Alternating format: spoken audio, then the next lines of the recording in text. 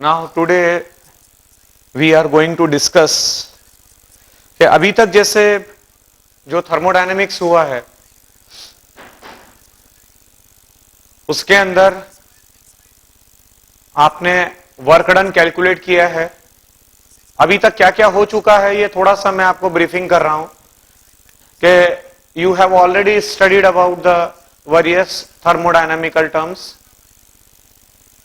जो अलग अलग थर्मोडायनेमिकल टर्म्स हैं उसको आपने डिस्कस कर लिया है, जैसे कि state function, path function, extensive property, intensive property, reversible, irreversible process, spontaneous, non spontaneous processes, ये सारा हो चुका है। फर्स्ट लॉ ऑफ थर्मोडायनेमिक्स का मैंने आपको एक्सप्रेशन दे दिया है, delta U is equal to Q plus W. Sign convention मैंने आपको दे दिए हैं। I have already given you the sign convention. Sign convention में दे चुका हूं आपको। अलग अलग साइन कन्वेंशन आपको दिए गए हैं। Work done on the system is always positive, work done by the system is negative, heat given to the system is positive and the heat given out by the system is negative. तो ये अलग अलग sign convention दिए गए हैं। And if the process is irreversible, अगर मान लीजिए कि किसी गैस का इरिवर्सिबली एक्सपांशन होता है या कंप्रेशन होता है, तो उस सिचुएशन में आप कहते हैं W is equal to minus P V2 minus V1। ये जो फार्मूला है ये आप इरिवर्सिबल प्रोसेस के लिए लगाते हैं, फॉर इरिवर्सिबल प्रोसेस। बट अगर प्रोसेस रिवर्सिबल होता है तो वर्क डन फिर कैसे कैलकुलेट करते हैं, यहां से हम शुरुआत कर रहे हैं कि if a process is reversible and isothermal, heading दीजिएगा work done, maximum work done, heading दीजिएगा maximum work done in isothermal reversible process, maximum work done in isothermal reversible process.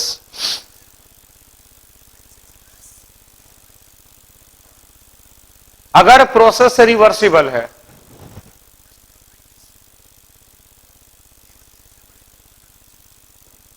Process is reversible और isothermal है, उस situation में जो work मिलता है हमारे को वो मैक्सिमम वर्क होता है। रिवर्सिबल प्रोसेस है तो मैक्सिमम वर्क आपको मिलेगा। अब वो मैक्सिमम वर्क कैसे निकाला जाता है ये जरा चेक करिएगा, देखिएगा सारे बच्चे, क्योंकि प्रोसेस रिवर्सिबल है। और जरा सारे बच्चे चेक करिएगा, रिवर्सिबल प्रोसेस की कैरेक्टरिस्टिक्स मैंने बताई हुई है। Reversible processes are those processes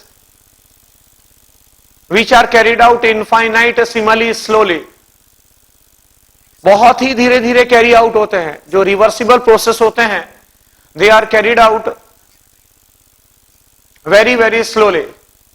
और इसीलिए आप डिफरेंशियल फॉर्म में बात करते हैं, you talks in terms of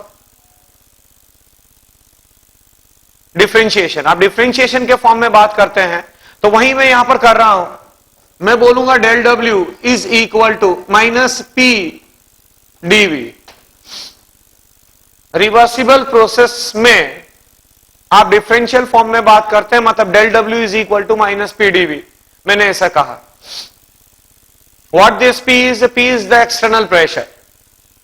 but क्योंकि प्रोसेस रिवर्सिबल है, क्योंकि प्रोसेस रिवर्सिबल है, इसीलिए आप बोलेंगे P external.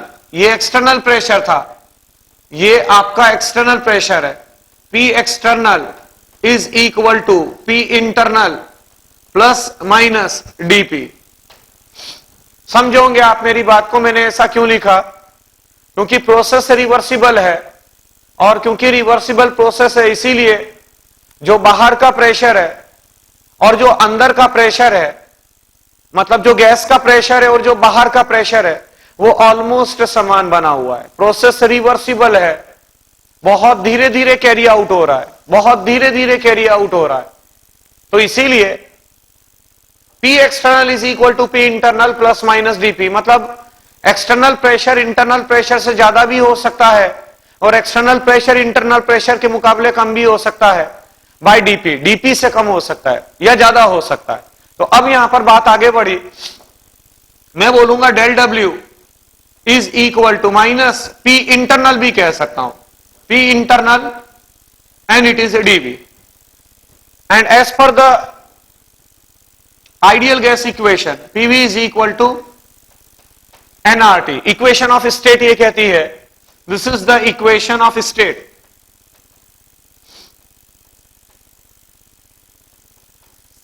PV is equal to nRT, और आप कह सकते हैं P is equal to nRT upon V. अब ये जो हमारे को मिला है ये पी आई है, मतलब गैस का जो गैस का प्रेशर है, पी आई मतलब जो गैस का अपना प्रेशर है, तो P i is equal to n into R into T upon V. तो ये n R T upon V को मैं यहां पर पुट करूंगा, इस वाले एक्सप्रेशन में मैं पुट करूंगा। इट मींस ये हो जाएगा, जब आप पुट करेंगे तो ये हो जाएगा del W is equal to minus n R T into dV upon we.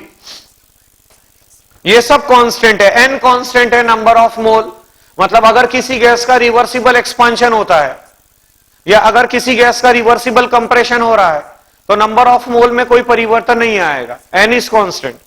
Similarly the gas constant R is constant, gas constant है वो तो यूनिवर्सल गैस कांस्टेंट। और हम आइसोथर्मल, मान लीजिए कि किसी गैस का आप आइसोथर्मल एक्सपांशन करवा रहे हैं या आप आइसोथर्मल कंप्रेशन करवा रहे हैं, राइट, तो आइसोथर्मल है, टेम्परेचर कांस्टेंट है, इसका मतलब टी कांस्टेंट रहेगा इंटू डीवी अपॉन वी। और आप बोलेंगे, अब आप इंटीग्रेट करेंगे इसको, तो जिस समय आप इसको इंटीग्रेट करेंगे, ये V1 से V2 गैस का एक्सपांशन हुआ या कंप्रेशन हुआ, जो भी है, एक्सपांशन भी हो सकता है, कंप्रेशन भी हो सकता है, समझिएगा प्लीज सारे बच्चे। तो अब अगर आप इसको देखेंगे तो W इज इक्वल टू, ये हो जाएगा W is equal to minus n R T and it is natural log V2 upon V1। W is equal to, अगर आप इसको इंटीग्रेट करेंगे लिमिट्स लगाकर V1 से V2, अगर आपने लिमिट लगाई तो ये natural log V2 upon V1 मिल जाएगा, minus W is equal to minus nRT natural log V2 upon V1।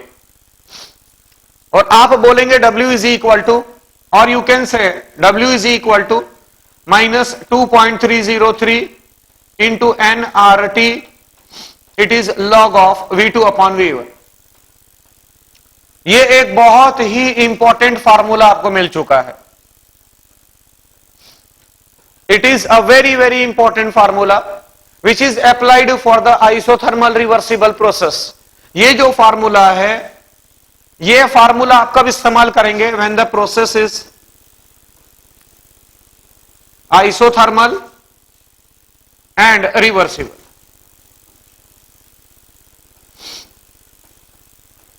Isothermal and reversible process के अंदर आप ये अप्लाई कर सकते हैं। W इज इक्वल टू, ध्यान रखना एडियाबेटिक प्रोसेस में आप अप्लाई नहीं करेंगे, this formula is valid for the isothermal and the reversible, क्योंकि एडियाबेटिक प्रोसेस के अंदर टेम्परेचर में परिवर्तन आ सकता है, there may occur change in the temperature, but यहां पर आइसोथर्मल है, टेम्परेचर कांस्टेंट है, इसीलिए हमने उसका इंटीग्रेशन नहीं किया था, टेम्परेचर को हमने बाहर लिया था। W is equal to minus 2.303 nRT log of V2 upon V1। अब हम अच्छी तरीके से जानते हैं कि हमारे पास एक और रिलेशन होती है, P1 V1 upon T1 is equal to P2 V2 upon T2। इसको कहते हैं कंबाइंड गैस इक्वेशन। ये जो आपके सामने मैंने लिखा है, ये है कंबाइंड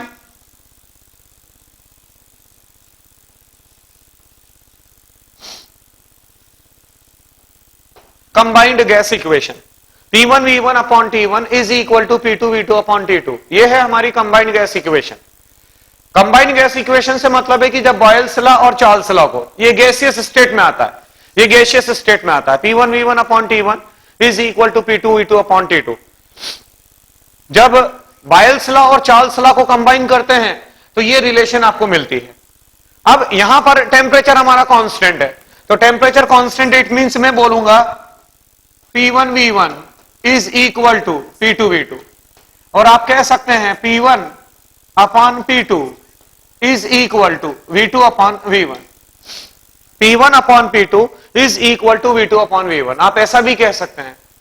तो P1 upon P2 is equal to V2 upon V1। It means ये अगर आप यहां पर पुट करेंगे, इस जगह पर आपने इसको पुट किया, ये जो रिलेशन थी आपकी यहां पर आपने पुट किया, इट मींस एक और नई रिलेशन आपको मिल जाएगी, W is equal to -2.303 into nRT, it is log of P1 upon P2।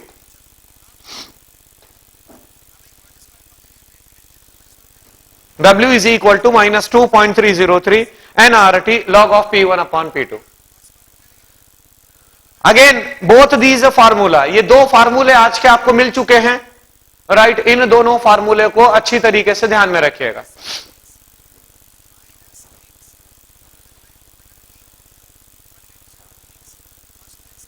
और अब प्रोसेस क्योंकि आइसोथर्मल है, मतलब अच्छी तरीके से यहीं पर क्लास में ही उसको याद करते चलिए कि प्रोसेस रिवर्सिबल है और आइसोथर्मल है, तो वर्क निकालना हो, ये मैक्सिमम वर्क है। प्लीज ये ध्यान में रखिएगा, रिवर्सिबल प्रोसेस में जो वर्क गैस के द्वारा किया जाता है या वर्क गैस के ऊपर जो किया जाता है, right, that is the reversible work done. वो मतलब वो मैक्सिमम वर्क डन माना जाता है, राइट। तो ये आपका मैक्सिमम वर्क डन आपको मिल चुका है। अब बात आगे बढ़ रही है कि अगर आइसोथर्मल प्रोसेस है, उस सिचुएशन में इंटरनल एनर्जी क्या होगी।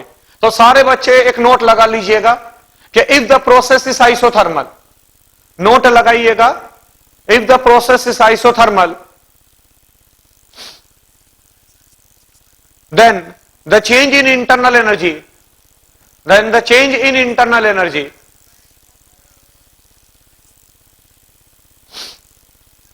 for an ideal system is equal to, for an ideal system is equal to 0, मतलब delta U is equal to 0 हो जाएगा।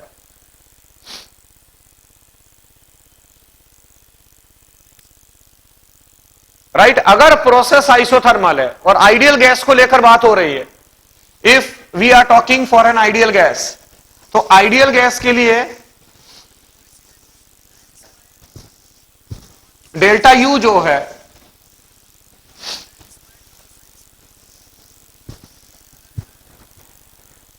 Delta U it is equal to 0। देखिएगा आप यहां पर प्रोसेस जब जब आइसोथर्मल होगा तो डेल्टा यू 0 होगा, बिकॉज आपने जो लिखा उसके आगे लिखिएगा because internal energy of an ideal gas, because the internal energy of an ideal gas is the function of temperature.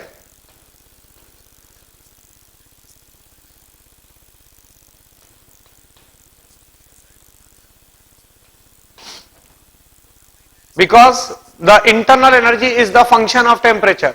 तो हर समय ध्यान में रखिएगा कि डेल्टा यू 0 रहेगा, राइट। अगर किसी गैस का एक्सपांशन होता है या कंप्रेशन होता है, रिवर्सिबल हो इरिवर्सिबल हो, राइट, अगर प्रोसेस आइसोथर्मल है तो डेल्टा यू 0 रहेगा। और यू कैन से U2 माइनस U1, मतलब इंटरनल एनर्जी में किसी तरह का चेंज नहीं आएगा। U2 minus U1 is equal to 0 और यू कैन से U2 is equal to U1, right. अच्छा, अब फर्स्ट लॉ ऑफ थर्मोडायनेमिक्स क्या कहता है, delta U is equal to Q plus W। अगर प्रोसेस आइसोथर्मल है तो आइसोथर्मल में डेल्टा यू की वैल्यू 0 रहेगी, तो delta U 0 it means 0 is equal to Q plus W, right. तो आप ये भी कह सकते हैं ये आइसोथर्मल प्रोसेस के लिए, फॉर आइसोथर्मल प्रोसेस, और आप बोलेंगे Q is equal to minus of W, Q is equal to minus of W। ये जरूर से ध्यान में रखिएगा, इसका मतलब कि अगर W पता चल जाए, तो आपको Q पता चल जाएगा, राइट। अगर मान लीजिए कि जैसे एक्सपांशन हो रहा है, आइसोथर्मल रिवर्सिबल एक्सपांशन है, तो अगर W पता चल गया तो Q का मैग्नीट्यूड आपको ऑलरेडी पता चल जाएगा। जैसे जरा एक क्वेश्चन को नोट करिएगा, 2 moles of an ideal gas, 2 moles of an ideal gas undergoes expansion isothermally and reversibly, undergoes expansion isothermally and reversibly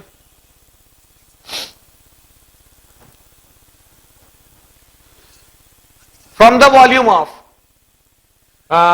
एक मिनट, isothermally and reversibly, हाँ, from the volume of 10 decimeter cube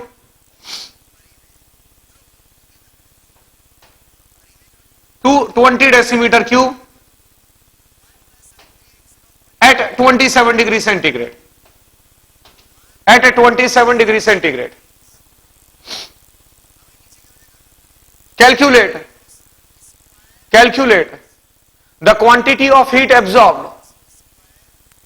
Calculate the quantity of the heat absorbed. Bracket में लिख लीजिएगा in calories. Calculate the quantity of heat absorbed. Bracket में in calories by the gas during the process. By the gas during the process.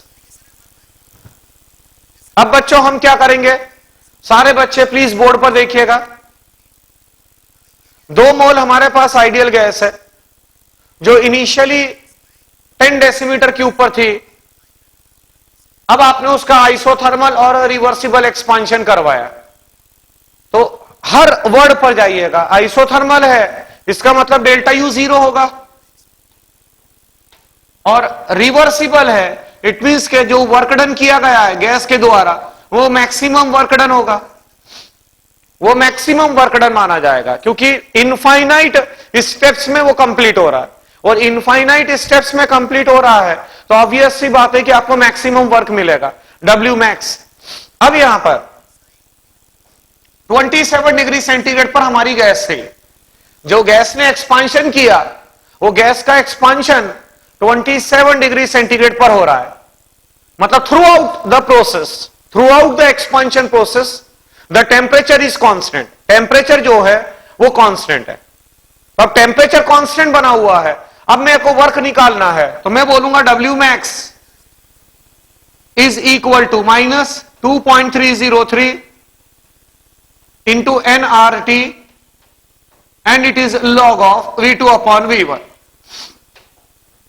-2.303 nRT log of V2 upon V1। अब जो question में जो heat absorbed, heat के absorption की बात कर रहा है, वो हीट के एब्जॉर्प्शन की बात कर रहा है, और वो जो हीट के एब्जॉर्प्शन की बात कर रहा है वो कैलोरी में कर रहा है कि कैलोरी में कितनी हीट एब्जॉर्ब करी गई है। तो मैं वर्क जो है वो कैलोरी में निकालूंगा, और वर्क को कैलोरी में निकालने के लिए जो R की वैल्यू है वो कैलोरी में लूंगा। इट मींस मैं बोलूंगा -2.303 into the value of N is 2 into the value of R is 2 into 300 kelvin, it is log of final volume है 20 और इनिशियल वॉल्यूम है 10। राइट, अब आप इसको आसानी से सॉल्व कर सकते हैं। -2.303 इंटू 4 इंटू 300 इंटू यहां पर आ जाएगा 10 1 10 2 log 2 की वैल्यू 0.30। राइट, तो अब यहां पर जो भी आए, अब इसको सॉल्व नहीं कर रहे हैं अपन, यहां पर बस आप इतना ध्यान में रखिएगा कि जो वर्क आपको मिलेगा, वो मैक्सिमम वर्क होगा, पहली बात। दूसरी बात, जो वर्क आपको मिलेगा वो नेगेटिव में मिलेगा, because the work is done by the system. Expansion हो रहा है, गैस एक्सपांड कर रही है, it means work done negative में होगा, ये दूसरी बात हो गई। और तीसरी बात, जो वर्क आपको मिलेगा definitely it will be in calorie, ये आपको कैलोरी में मिलेगा। आगे मैंने माइनस साइन लगाया, मान लीजिए कि वर्क आपको अल्फा मिल रहा है तो अल्फा कैलोरी आप बोलेंगे। समझ में आ गई होगी बात आपको मेरी। ये W मैक्स मिला, माइनस में मिलेगा, मान लीजिए अल्फा सॉल्व करने के बाद अल्फा आता है और जो वर्क मिलेगा वो कैलोरी में। बट हुआ क्या है, आपसे वो वर्क नहीं पूछ रहा है, calculate the amount of heat absorbed तो अमाउंट ऑफ हीट एब्जॉर्ब्ड, तो जितना काम किया गया है, जितना भी काम किया है गैस ने, वो सारा के सारा काम, गैस ने जितना भी काम किया है वो सारा के सारा काम जितनी हीट एब्जॉर्ब करी गई है उससे किया है। क्योंकि आइसोथर्मल प्रोसेस है, प्रोसेस आइसोथर्मल है, कांस्टेंट टेम्परेचर के ऊपर हो रहा है। तो कांस्टेंट टेम्परेचर के ऊपर हो रहा है तो हीट बचनी नहीं चाहिए। जितनी हीट ली गई है वो सारी के सारी वर्क में खर्च कर दी गई है। जितनी हीट सिस्टम ने सराउंडिंग से ली है, जितनी हीट सिस्टम ने सराउंडिंग से ली है वो सारी के सारी हीट वर्क में खर्च कर दी गई है। समझ गए? तभी तो प्रोसेस आइसोथर्मल रहेगा। अगर हीट बच गई कुछ तो वो इंटरनल एनर्जी को बढ़ा देगी, या वर्क ज्यादा हो गया तो इंटरनल एनर्जी कम हो जाएगी। और प्रोसेस आइसोथर्मल है तो डेल्टा यू तो जीरो होना चाहिए। इट मींस इंटरनल एनर्जी में कोई परिवर्तन नहीं आना चाहिए। तो वो कब होगा ऐसा? इंटरनल एनर्जी में परिवर्तन कब नहीं आएगा? इंटरनल एनर्जी में परिवर्तन तब नहीं आएगा जब जितनी हीट ली गई है वो सारी के सारी वर्क में खर्च कर दी जाए। वर्क अपने आप में एक एनर्जी है, राइट? जब सिस्टम वर्क करता है इट मींस एनर्जी का लॉस कर रहा है वो। तो अब जो Q है वो Q आपको मिलेगा, Q is equal to alpha calorie. ये आपका आंसर आ जाएगा। That will be your answer. Q is equal to alpha calorie. मेरी बात अच्छी तरीके से आप समझ गए होंगे, राइट? अगला क्वेश्चन लिखिएगा।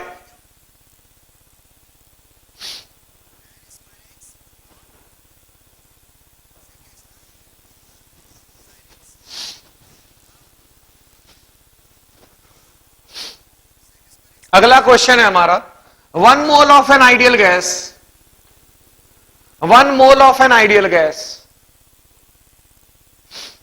Initially at 0 degree centigrade and 180 atmospheric pressure, 0 degree centigrade and 1 atmospheric pressure, undergoes expansion, undergoes expansion, undergoes expansion isothermally and reversibly, undergoes expansion isothermally and reversibly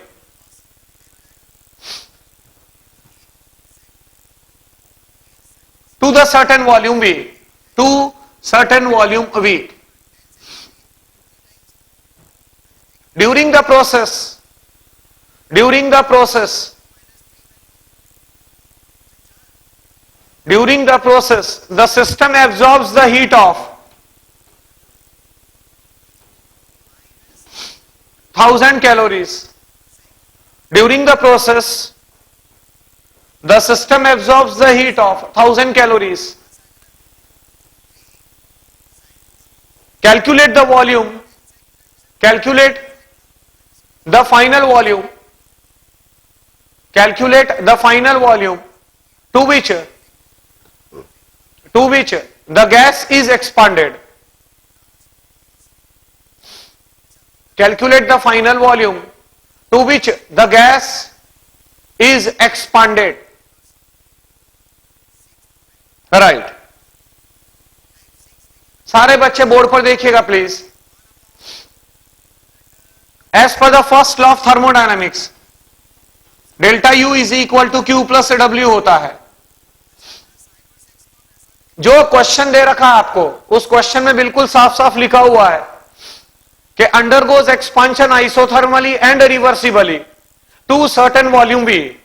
process isothermal है, it means delta U zero होगा, is equal to Q plus W, और you can say Q is equal to minus of W, Q is equal to minus of W.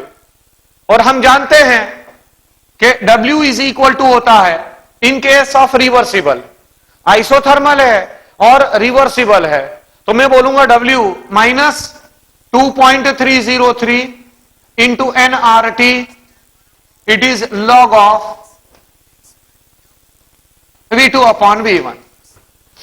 Minus minus plus हो जाएगा, it means यहां पर मैंने plus कर दिया, plus 2.303 into N R T log of V2 upon V1। अब ये जो एक्सपांशन हुआ है, इस एक्सपांशन के अंदर जो मेरी गैस है, उस गैस ने 1000 कैलोरी की हीट ली है। राइट, एज पर द क्वेश्चन में बिल्कुल दे रखा है कि 1000 calorie of heat is taken by the gas from the surrounding. मतलब प्रोसेस एडियाबेटिक नहीं है। एडियाबेटिक प्रोसेस के अंदर there is no any exchange of heat between system and surrounding. System और सराउंडिंग के बीच में किसी भी तरह का हीट का एक्सचेंज नहीं होता है in case of adiabatic process. ये आइसोथर्मल है। आइसोथर्मल में जो सिस्टम है वो बाहर से हीट ले सकता है या सराउंडिंग को हीट दे सकता है। तो अब Q जो है वो आपको दे रखा है 1000 कैलोरी। मतलब during the process the system absorbs the heat of 1000 calorie. मतलब 1000 कैलोरी की हीट ली गई है। इट मींस यहां पर मैं लिखूंगा 1000 is equal to 2.303 into N.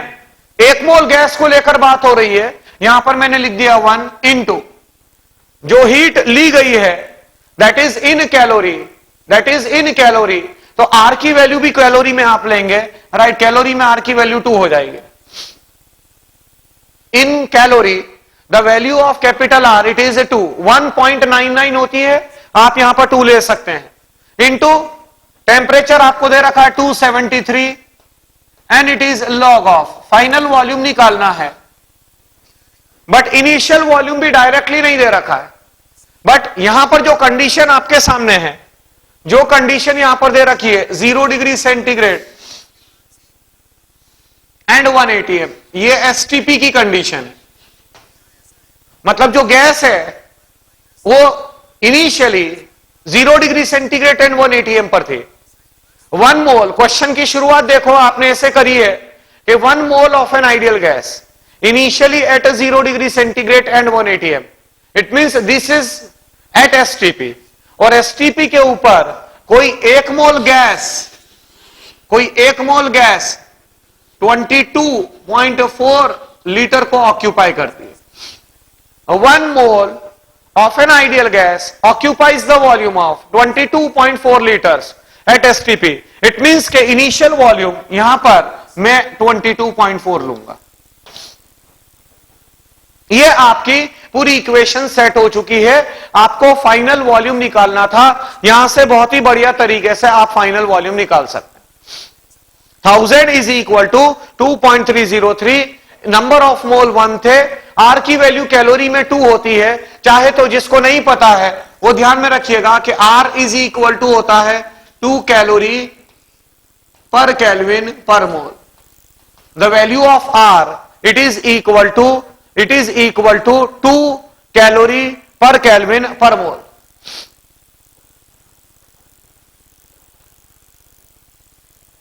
Right, और अगर आप आर की वैल्यू जूल में लेना चाहते हैं तो इन case of joule it is 8.314 joule पर kelvin per mole.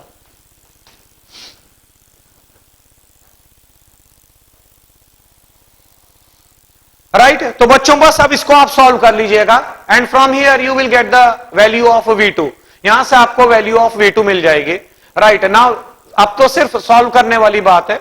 Right, but हाँ ये बात जरूर में ध्यान से रखिएगा कि मान लीजिए कि आपने सॉल्व किया और सॉल्व करने के बाद अल्फा मिलता है आपको। अब ये ऑब्वियस सी बात है, बहुत ही लॉजिकल सी बात है कि यहां नेगेटिव पॉजिटिव का कोई मतलब नहीं है, इसीलिए मैंने आगे कुछ भी नहीं लिखा है, ना प्लस लिखा है ना माइनस लिखा है। वो कॉमन सेंस वाली बात है कि वॉल्यूम है तो वॉल्यूम नेगेटिव तो नहीं हो सकता। अब वॉल्यूम कभी नेगेटिव नहीं होगा, इट मींस वो तो पॉजिटिव ही होगा हर समय, तो पॉजिटिव लिखने की कोई जरूरत ही नहीं है। हाँ, बट ये बात जरूर है कि ये जो जिस यूनिट में V1 है, V1 यहां पर आपने लीटर में लिया, ये 22.4 लीटर है, तो 22.4 लीटर है। इट मींस के जो फाइनल वॉल्यूम आपको मिलेगा that will also be in litre, वो आपको लीटर के अंदर मिल जाएगा। आ गई होगी बात समझ में आपको अच्छी तरीके से। राइट